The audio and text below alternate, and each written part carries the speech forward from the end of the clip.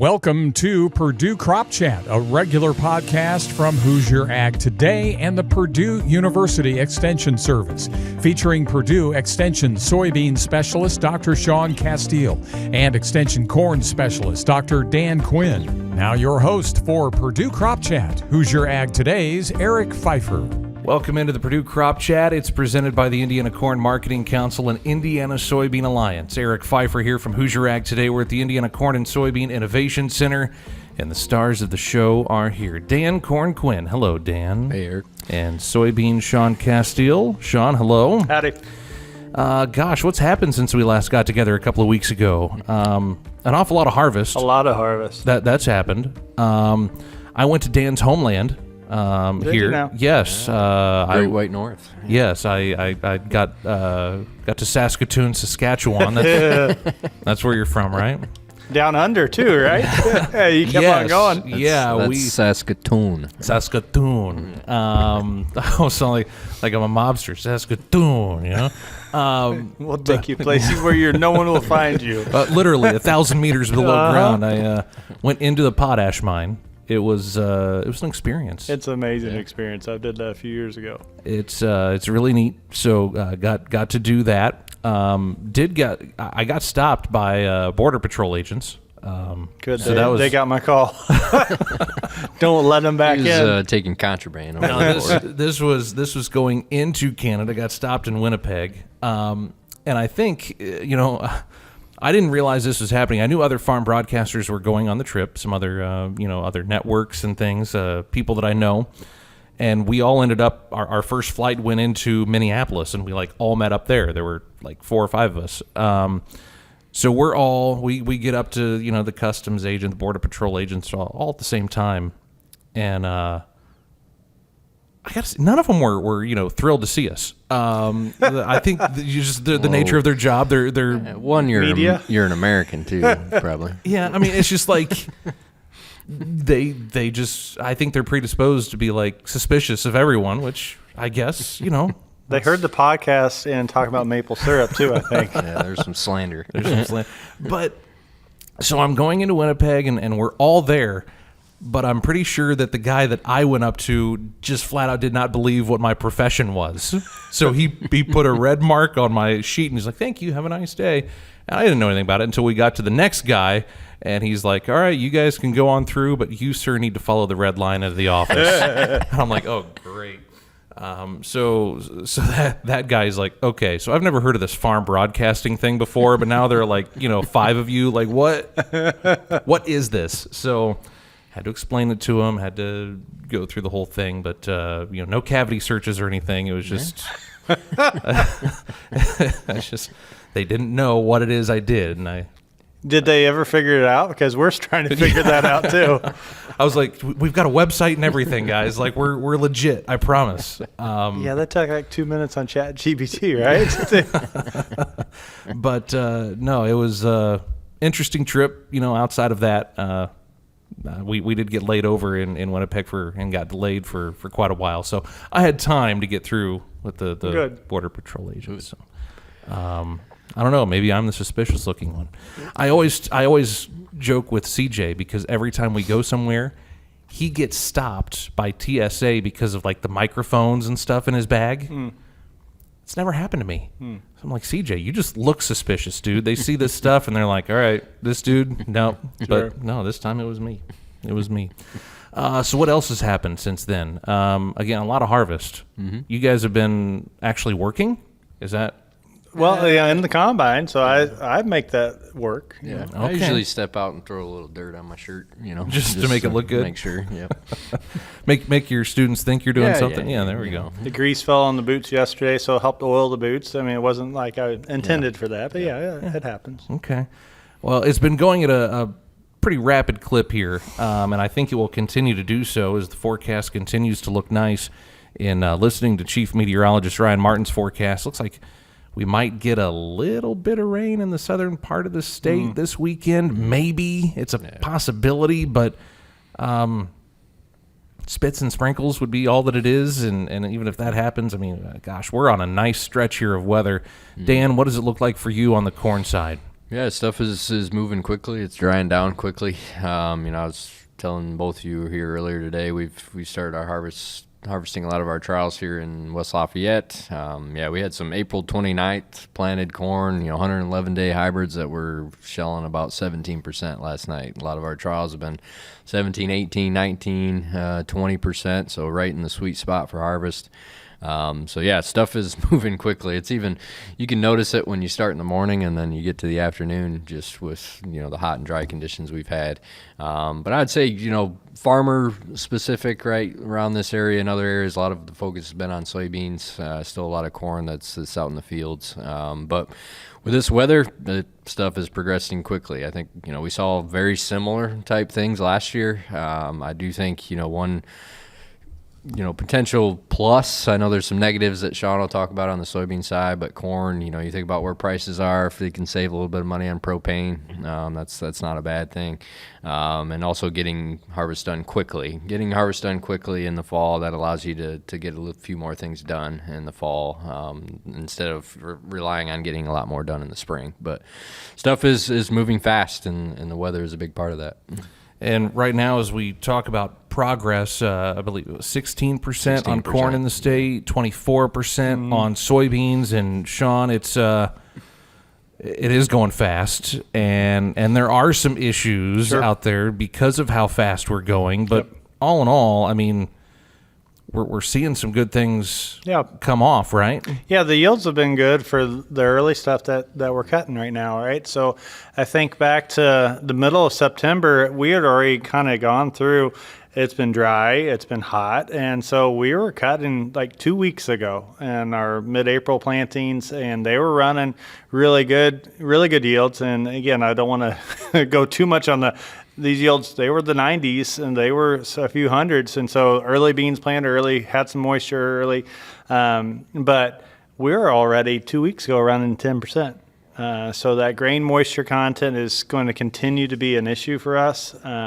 It's hard to look a gift horse in the mouth and turn away in terms of, I've got 8, 10, 12 hours of harvest today I could run. And so that's the hard spot with us on the soybean front, is that, it's been sunny since sunrise, hardly any clouds. And so then you can run by 10 o'clock easy with no issues, maybe 11 o'clock, and we'll catch 13% for 30 minutes. And then it's going to be, I was cutting yesterday. I was down to 9% yesterday for several days. So that's what we've been kind of contending with, is just those issues with fast drying when you're 85, 90 degree weather. That's continued to be the case. Yields on the stuff that has come off, not only here locally, I've got some others that have pulled off in the southeast and up in the northwest. And so yields on the early stuff have been pretty good. So I'd say right around the 70s for field averages on some of the bigger fields. And down in the southeast, I think about some of the rough conditions they had. Now, these fields in particular were planted earlier, and so we haven't gotten to the rough stuff yet. So the stuff that had lots of rain or got slammed in the ground and compromised root system. So that's when it's really going to hit the fan. Yeah, a lot of the stuff that's come off has been I would say probably the best stuff we'll see this year. A lot of it was the timely planted stuff in the better fields, better drained areas. I know in a lot of the challenging areas this year, none of the corn's been touched yet. I always say there's with this state, and one thing I've learned with this state over the last few years is you can almost draw a line and split it in half from north to south. It seems like the east side of the state gets kind of the brunt end of the stick, and the west part of the state usually ends up being a little bit better, at least over the last few years it seems like that. But the western part of the state, that's where I've seen, corn starting to come off with some of our cooperators, and then our own trials as well.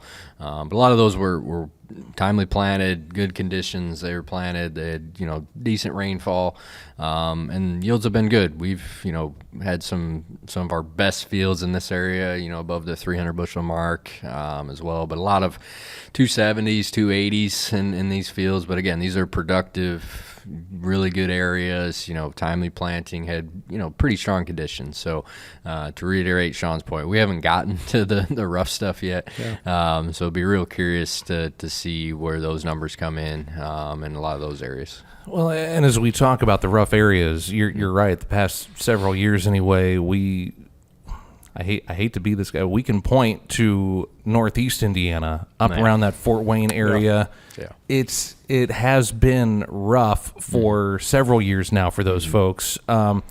And I'm guessing at this point we may not be hearing much from that part of the state, because didn't we get a pretty late start up there? Yeah, late. I would say Northeast. I would almost say the whole eastern parts of the state, Northeast to East. Our research farm, Randolph County over there. I mean, they tend to struggle over there. I think the big issue this year is they kind of got it on both ends of the spectrum. It was super wet early, and they were behind with planting. And now you look at the drought monitor and look where the worst drought spots are in the state, eastern part of the state. So you think about, compromised root systems and late planting and a lot of unevenness in the crop in those areas. And then you throw on top of it when they're trying to finish grain filling and they're in a, D1, D2 drought in those areas. So, yeah, we haven't gotten to those areas. But, again, those areas, challenging soils, challenging environments, they just have a lot more challenges in those areas. And it's been that way for the last couple of years. Yeah, we're cutting beans up in the Northeast today, and so I'll be curious to see how those come off. Those were last week of May plantings, and so it's the same story. It's just going to be interesting to see how those peg out, right? I think about same exact conditions, the compromised root systems, and how dry it has been. So we're probably going to have some BBs coming through there, and we'll see what the numbers are. To give you a perspective of the difference from here to Northeast, we have a harvest timing trial that we are replicating here in West Lafayette and then in Northeast Indiana. My grad students finished the last harvest timing at 16% moisture last night for a harvest timing trial here. Northeast Indiana, they haven't even started the first harvest timing, which we started at about 28, 29% with that harvest timing. So just same hybrids, right? But just shows you the difference, one in the environment, but also just the sheer difference in when things got planted in those areas. And we talk about variable, and this has been, we used to joke as kind of the, let's play the drinking game. How many times will they say variable on this podcast? But it's really gotten even more so this year than any other. And Shaun, I think you're a little bit farther along in harvest here with soybeans. Again, I think 24%. Yeah, 24%. Yep. And then compared to 16%. 16, yep. And you've got a lot more soybeans out there too. Yep. I mean, my goodness. Eventually, the pendulum will swing back, I think. Yeah. I was going to say it may shift back if we just never sell soybeans again. So we might just have all corn. Let's not get into the markets on this sore subject now. Tell me about it. But just as you go along and the variability from north to south, east to west, not even just in Indiana, but as you go out, to other states as well. It's everywhere. Yeah, it is. And I mean, even just use fields here. The water is the name of the game of this, right? The access to water. And so whether that is compromised root systems or just some depressional areas that happen to have a little bit more moisture, or they had too much moisture when they planted. So you kind of walk through all of that. I was cutting beans this week, and again, we've got the eastern part of the field around 9,500 bushel, and we go to the central part that had some compromised root systems on a portion, we're around 60. And there are 2 weeks difference in planting dates. Now, planting dates certainly have played a role, like they've typically have over these years, that we tend to do better with the earlier plantings. But when we don't have water, things shut down, and the beans aren't going to just hold on. They're going to just survive as best they can. In that, some other issues that have been popping up, so this variability within the field, within the state and the area, is if we've had good growing conditions and then we turned off dry, what ends up happening, we've got all of this, I call it just this reservoir. You think about a water tower, right? You got all the water up there and it's going to get distributed throughout. Well, we've got the same thing with the soybean plants, that they've created all this leaf biomass harvesting the sunlight, and then now the reservoir is a photosynthase and it doesn't have anywhere to go because the pods are aborting, or the seeds are like, I'm done, I can't do it anymore. And so within that, we're catching a lot of green stem soybeans this year. It's coming into this idea that, again, we've got the reservoir, we don't have a demand for it anymore. There's no more residents in the town that need to take that water, that photosynthase, and so the stems have been maintained. So we have the nasty combination of around 9-10% beans with green stems and have to slow down the harvest. I was getting ready to ask you about just that because I'm seeing kind of all over social media that this green stem issue is a big one this year with how dry it's been and how slow things have been moving. Yeah, and we've got to go out there and still get them timely. The hopes of some rain to bring some water back on the moisture content, that'd be great. But at the end of the day, you also have to balance, okay, how many fields do I need to get through? When can I get through? It is just October 1, so in one way we could wait. But the struggle with it is these beans are already ready. If they're just dry and dry fields, 80-degree weather, 90-degree weather, we'll probably be okay. They'll still be 8-9%. The worry about dehiscence, or this idea of just pod shattering before the combine gets in, is really when we get in wet, dry cycles. All right, so last week we had a decent amount of rain across areas. That's one wet cycle on some of this. I have caught this week where we had some early beans that are already starting to dehisce, right? So that's the idea that the pods open up and the seeds just shatter. It's just a mechanism of survival, right? It's trying to seed itself. Now, if your fields weren't ready yet, that's probably not going to be the case. But if we catch another cycle of rain, or we get into these 2 to 3 cycles of wet, dry, that's a point where that pod really gets to the point of, I'm going to shatter in the field before the combine even gets there. Yeah. Now, at this point, Dan, you know, we keep talking about soybean moisture and, you know, they're ready to go. Yeah. You talked about corn and, yeah, in some cases it's ready to go. It's right at that sweet spot. Yeah. Are we concerned at this point? Like if we go and try to get all these beans out because they need to get out, we still good to leave that corn hanging around for a while? Yeah, as much as, you know, it pains me to say, but, you know, prioritization right now is on the soybean front. And I'll say, you know, I've been in the middle of you know, harvesting soybeans and plugging up the machine, and no thanks. I'll rather harvest corn any day than dealing with that. I've seen quite a bit of videos and pictures. I know it's happening around the state, just trying to slug things through.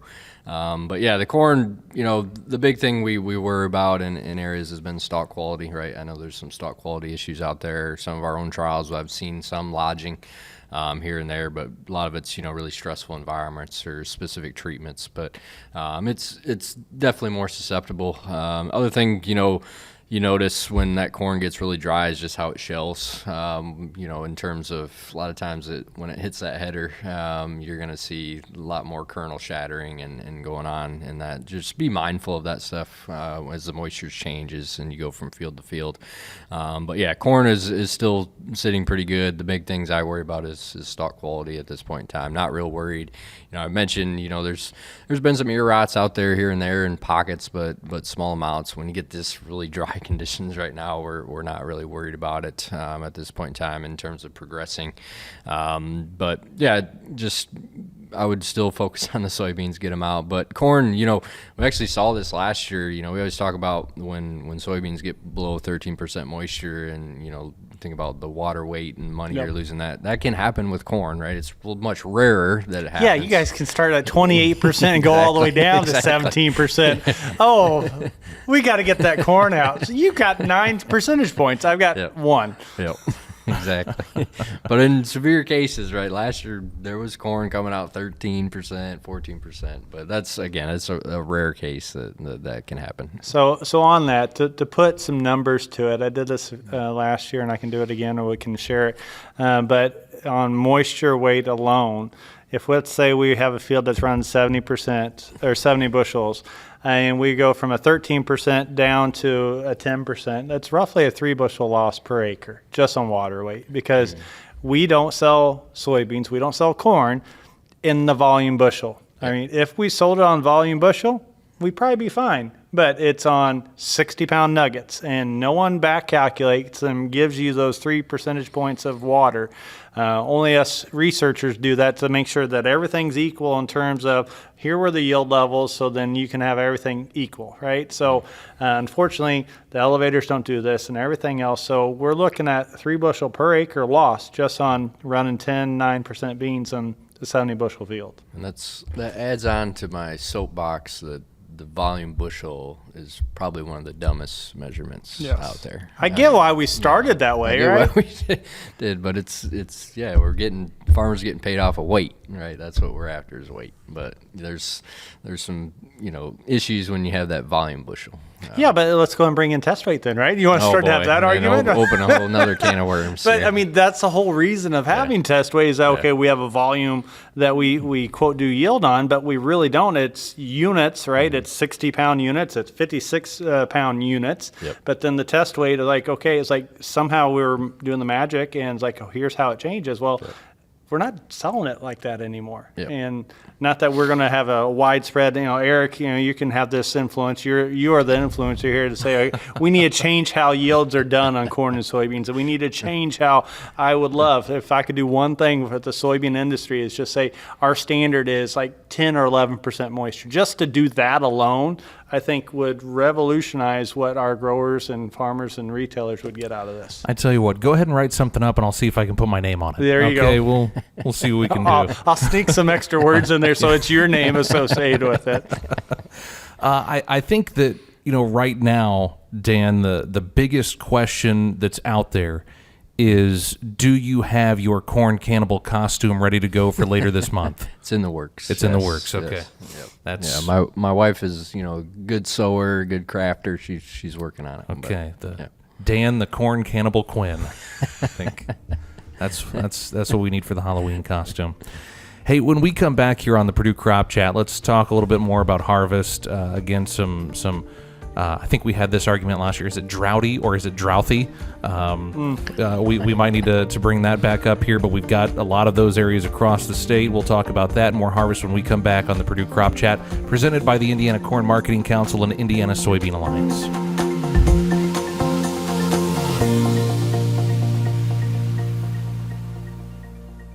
I'm Matthew Chapman, and I farm in Henry County, Indiana. Indiana Soybean Alliance and Indiana Corn Marketing Council invest checkoff dollars into building demand for corn and soybeans internationally. I've seen this work firsthand, and it's been eye-opening to see the growth in these markets, which also brings dollars back to our farms. Promoting U.S. corn and soybeans and increasing global demand is critical to the success of farmers right here in Indiana. This message is brought to you by the Indiana Soybean and Corn Checkoffs.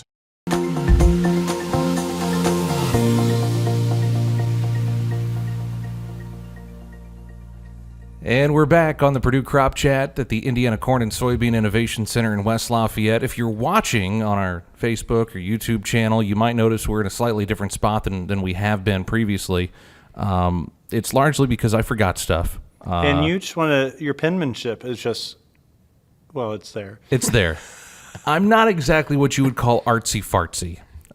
Maybe half that. Yes. You can decide which half. Yeah. Well, I always argued with my elementary and middle school art teachers that I was just going to get rich someday, and if I needed someone to do art for me, I'd pay them. Not my How's favorite that going thing. for you? Yeah, I was going to ask, how's that going for you? You can see I didn't have time to pay anyone to do the artwork for today. And it wasn't in the budget either. So, this is where we're at. We are looking at some new digs potentially. We'll talk about that in coming weeks here on the Purdue Crop Chat. But anyway, let's keep talking about harvest. And Dan, I'll go to you first. Is it droughty or is it drouthy? What's the appropriate term?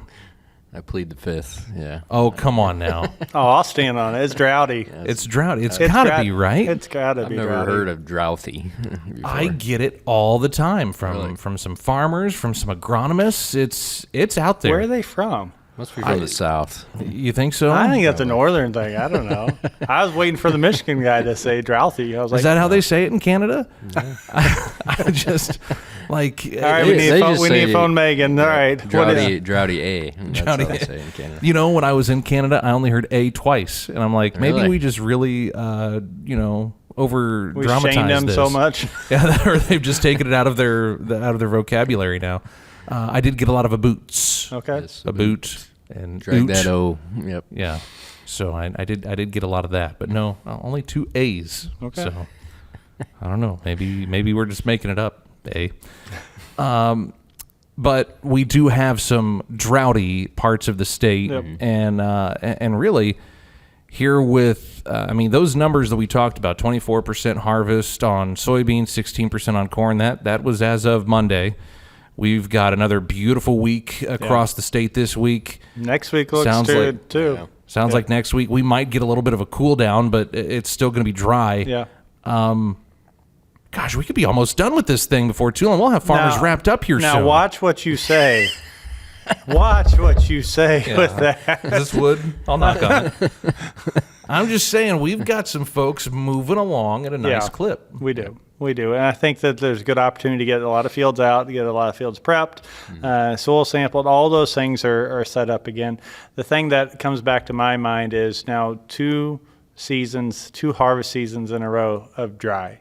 Right, I think of last year, 6-7 weeks, kind of rings a bell in my mind right now, and we're right there again. And so, great to get fields out and get them worked, but then also if you work them. But I go back to fertility. I go back to, okay, if you did any soil samples last year, or you said, I'm going to hold off, I'm going to get some moisture back, because there is some issues with some of our fertility recs whenever we go too dry. And so we need to be mindful of that. So that's what keeps coming back to my mind is 2 falls in a row. So if you held off last year, you went in and took samples, but I'm usually every 2 years, maybe I want to do it again. Well, I don't know if I'd want to do it again, because it's probably going to be pretty similar in terms of just dry conditions. Potassium in particular is the one I'm thinking of. Let's say going from year to year, and couldn't that give you some information if it's the same? Yeah, but again, it depends on how they're rotating through their soil samples, right? If they're rotating, a lot of people just do just soybeans every year. If they're a corn-soybean rotation, they're like, I need to go back. I'm going to go back to the same field. So this year it was in corn. I'm going to go back again. Just to be mindful is what I'm kind of driving at is, okay, if you had numbers from last year, and they're probably pretty low, I'm guessing, on some of the potassium numbers, as an example. Okay.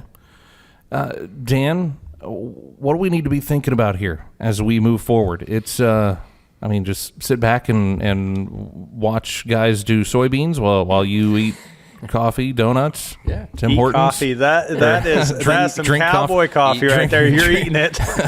Drink coffee, eat donuts. There we go.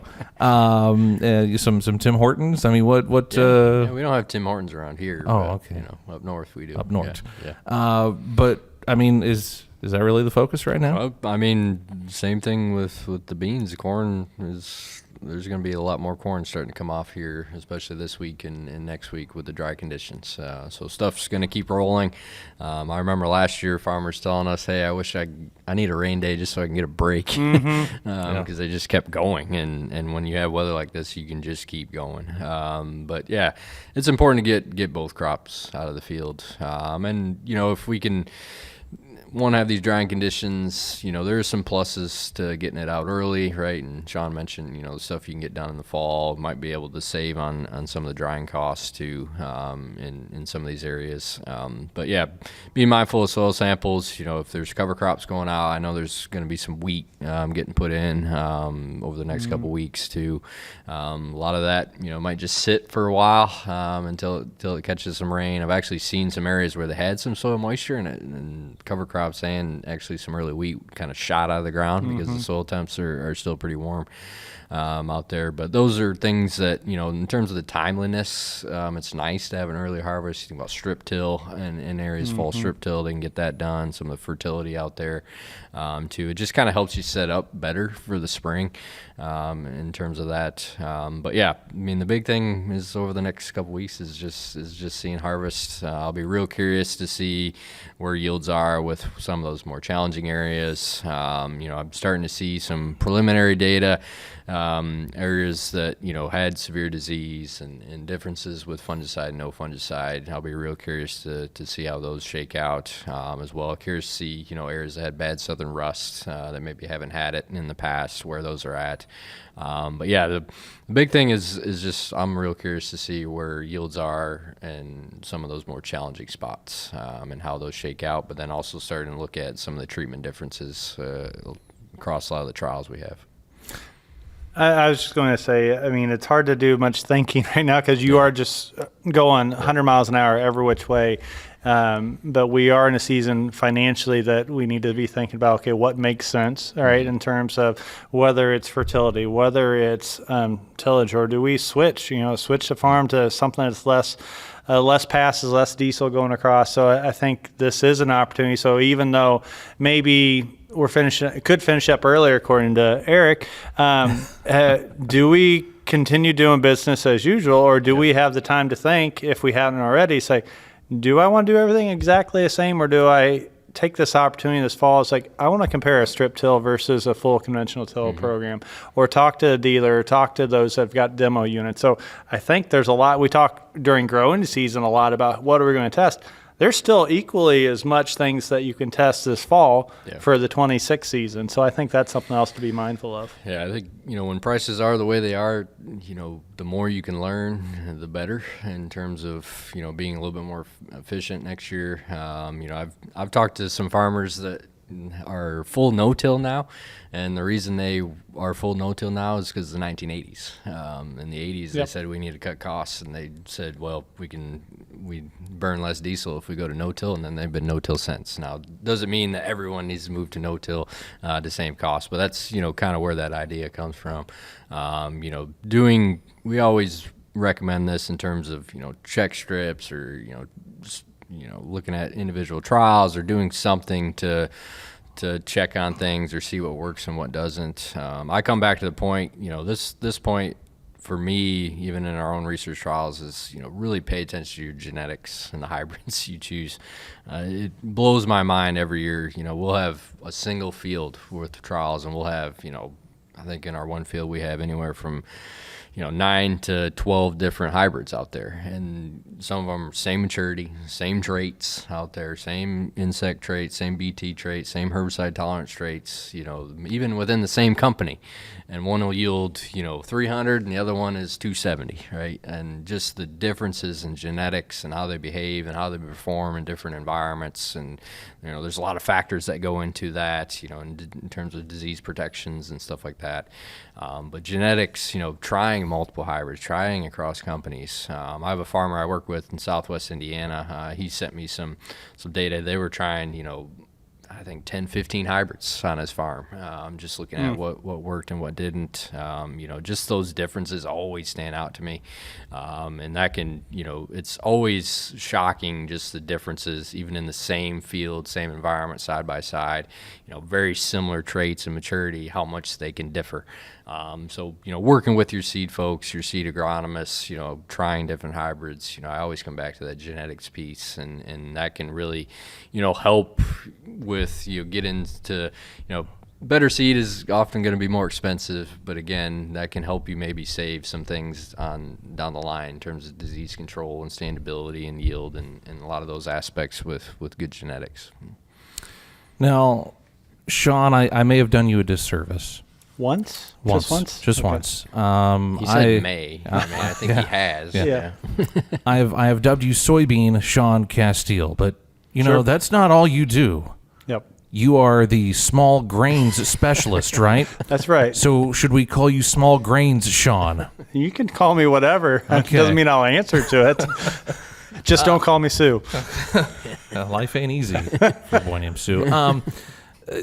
Dan did bring up wheat and getting that planted. Yep. Anything that folks should be thinking about from that standpoint here as we kind of get toward that season here too? Yeah, no, wheat is going to be a similar situation in terms of corn and soybean. If, we're pulling off corn, soybeans, some guys go right after corn, not always the best situation, but some go after soybeans. I think I go back to what are the field conditions, what's your target seed rate. So you come into that, again, that balancing act. I think about the economic times that we're in and the variability that we've had in rainfall. I think about the Northeast. I was like, there's a lot of wheat up there. There's a lot of wheat up there for a reason, as well as the Southwest, and then scattering throughout. So how can you balance, weather conditions? So wheat is a good option. Now, think about market price, that comes back to it. As you plant wheat, dry seed, whether it's corn, soybeans, wheat, cover crops, dry seed, and dry soil will sit, right? And so don't lose heart if you happen to be planting the wheat in dry conditions and nothing's coming up after 3 weeks, 4 weeks. The big thing with wheat that we run, small reds typically, is that as long as it's imbibing the water, germinating, we'd love to have a stand already spiking right this fall. But as long as it has imbibed the water and started that process, it will get the vernalization that it needs during the winter. In other words, we need a cold snap so then it can fully develop in the spring and the summer. So if that's of a mind, right, we plant the wheat, it's dry, nothing's coming up. Eventually when the rains do come back, because they will come back at some point, maybe in November, I don't know, hopefully I'm not saying it's that late, but as long as you dig them up, they've germinated, you'll be fine. So I just kind of put that in that context of how dry are we going to be, we should still be okay. Yeah, wheat's pretty fascinating. I used to work a lot in wheat in Michigan, and there's farmers up there, they might not get harvested till getting close to Thanksgiving. Yep. And they'll put wheat in the ground. It's not even up. Yep. It doesn't even come up till the spring, and it still does pretty well. I do think, your point on wheat, with earlier harvest too, there might be a chance to maybe back off on those seed rates a little bit too on wheat. But I also add this old adage to plant wheat into dust, the bins will bust. Remember that? Mm-hmm. So Okay. might be a good wheat year next year. Okay. All I know is I heard one of our market analysts say that we've got so much wheat globally, it's not even funny right now. So are you just saying we're too good at producing, these grains that we've got? I don't know that it's us. True. It's everywhere. Sure. But wheat's been taking it on the chin a little bit in the market, just like corn and beans have. Sure. So hopefully we can get some things moved around there. That's a different discussion for a different podcast, Sure. I think. Sure. But again, final thoughts here. Dan, I'll start with you. Final thoughts. Check your settings. All the things, right? Check your settings, look out the back of the machine, right? Same with planting, especially as you're jumping from moisture field to field. There's a lot of areas in the state that I know that had corn that was planted April 24th and May 24th, right? So, think about calibrations and yield monitors and also just the harvest settings and stuff like that. So be mindful of all those things. We have great access to data with our machinery today, but if it's not calibrated or set up properly, it's not going to tell you anything. Gives us a really good chance to learn, but make sure that you're following all the specifications and calibration, everything like that. We're still kind of on the front end of harvest. We'll see over the next couple weeks. If it stays as dry and hot as it's been, stuff's going to move pretty quickly. So we'll start to know a lot more over the next couple weeks. And follow up on that corn harvest is not only see what's coming out the tail end to make sure you're not losing the grain, which is priority. Yeah. That residue, I mentioned it last time. I think we both talked about it. I was like, I'm tired of following just 10-foot wide paths of just nothing but corn residue.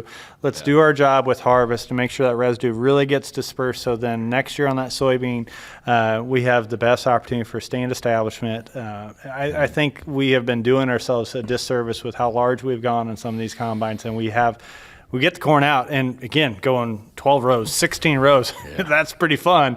Yeah. But if we're not distributing, that's going to be an eyesore and a yield robber next year on the soybean. Yeah, and the newer machines too, there's a lot of differences, and you think about, the tailboard systems and the residue spread systems on the back of the machines. There's new machines now that they can control the RPMs, control the spread patterns on those, at least try and get that width out there.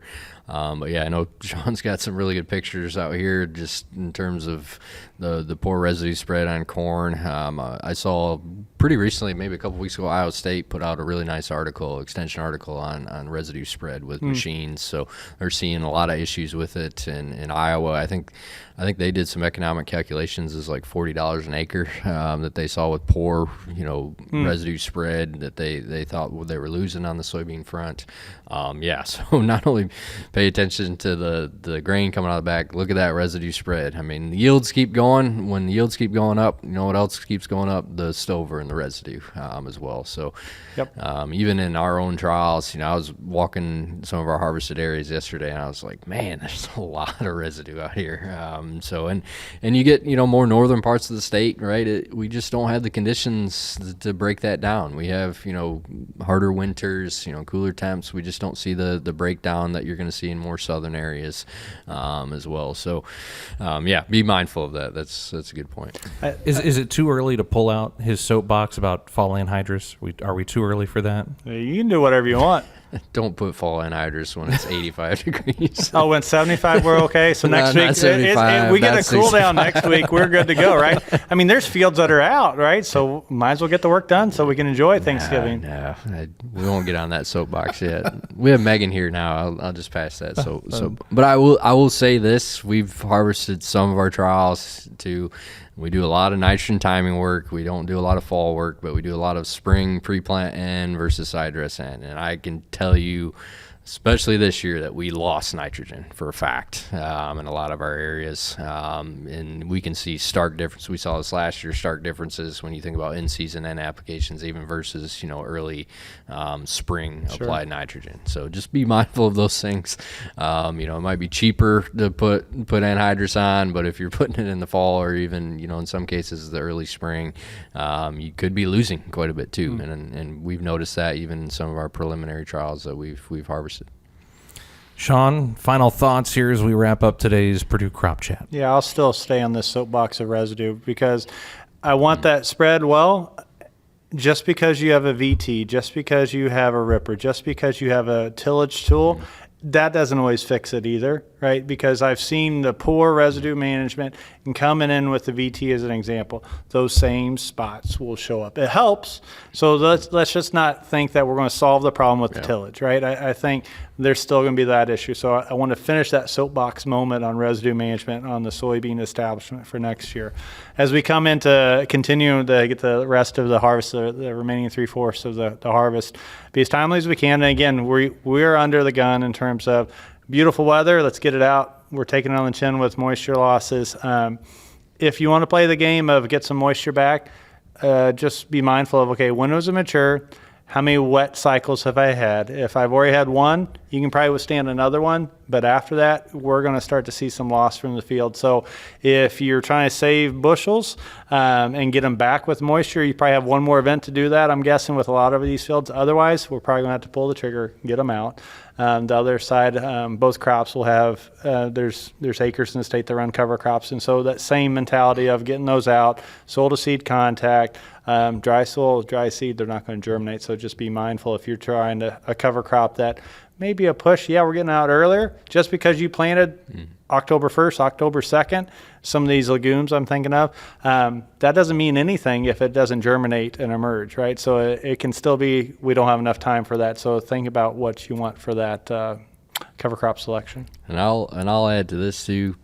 Corn is the major culprit for poor residue spread. Soybeans can be bad too, right? So even just poor residue spread out of the back of a soybean harvester, we saw that even here in areas where you're getting poor, distribution, poor spread with soybeans too. That can still impact your corn.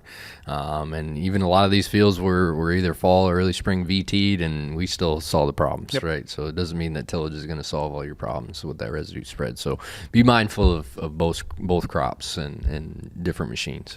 Final thing for me is just be safe out there, guys. It's dry. I've seen enough pictures that just break my heart of black smoking fields. And so I think we all know it, but in the rush of harvest, it's like, let me just run out there with the truck right quick. And you think about catalytic converter, right? It's just, it does not end well. Let's just be safe. You took it right out of my mouth. Last week was National Farm Safety and Health Week, and it really is a week that highlights a lot of the on-farm hazards that our farmers deal with and the entire ag industry. And I think for maybe the only time ever, they'll let me speak for them. Please stay safe. Please take the proper steps, and have that fire extinguisher with you in the combine. Like, do all the things to make sure that you come home to your family at the end of the day, because that is the most important thing, not necessarily that crop. Yeah, and you get into, where we have these stretches, right? And, I know farmers, right? And I have some of that. I know we have some of it. We just keep going. And that's just, kind of in your blood, and you just keep going and going. But when you have, weeks straight where you just keep, you get tired, you start making mistakes, stuff gets broken, stuff happens, don't be afraid to take breaks and take care of yourself out there. Mental health as well, absolutely. And I know that Purdue Extension has some resources for that as well through their Purdue Farm Stress Team. You can find a lot of that info on our website as well, HoosierAgToday.com. So, guys, thank you. You guys stay safe too, and we'll do this again in a couple weeks, all right? Sounds good. Sounds good. The Purdue Crop Chat is presented by the Indiana Corn Marketing Council and Indiana Soybean Alliance. Thanks for joining us. This has been Purdue Crop Chat, a regular series featuring Purdue Extension's Dr. Dan Quinn and Dr. Shaun Casteel, made possible by the Indiana Corn and Soybean Checkoffs, the Indiana Corn Marketing Council, and the Indiana Soybean Alliance. The Checkoffs are pleased to help bring you agronomy insights from Purdue Extension. Opinions on the podcast are those of the host and guests and not those of the sponsor.